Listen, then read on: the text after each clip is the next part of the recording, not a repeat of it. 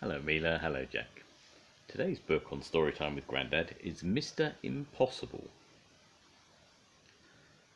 Mr. Impossible could do the most amazing things. For instance, Mr. Impossible could jump over a house. You try it. It's impossible. And Mr. Impossible could make himself invisible. All he had to do was stand there and think about becoming invisible, and he became invisible. You try it. It's impossible.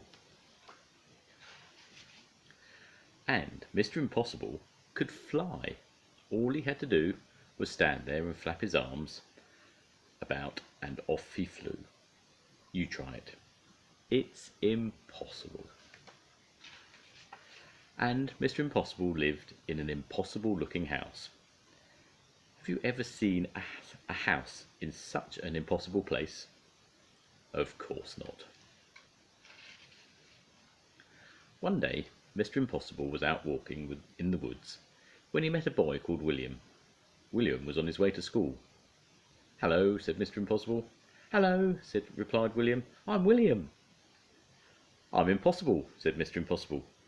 "Really?" said William. "Really," replied Mr. Impossible.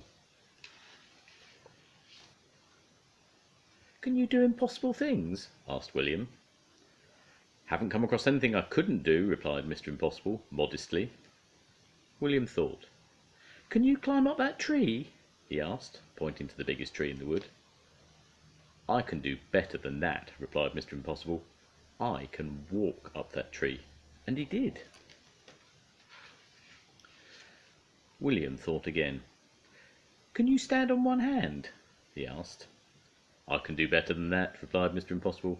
"I can stand on no hands." And he did. "That's impossible!" cried William. "True," replied Mr. Impossible. Then William remembered that he was on his way to school. "Why don't you come with me?" he asked. "But I've never been to a school before," Mr. Impossible said. "Then it's time you did," replied William. "Come on."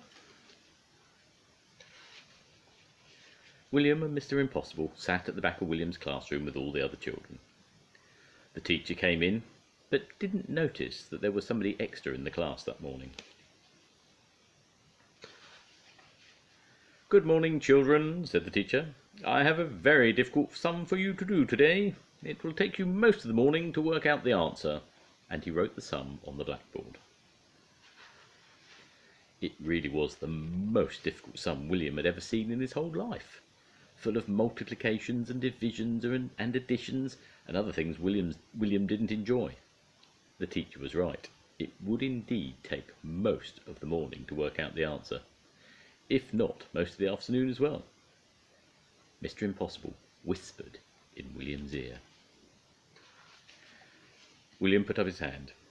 "Yes, William," said the teacher. "Is there something about the sum you don't understand?" "Please, sir," said William, "is the answer 23? The teacher was very, absolutely, totally, completely amazed. "How did you work out that sum so quickly?" he gasped. "It's impossible." "Nothing is impossible," said Mr. Impossible from the back of the class, and stood up. "Well, I never did!"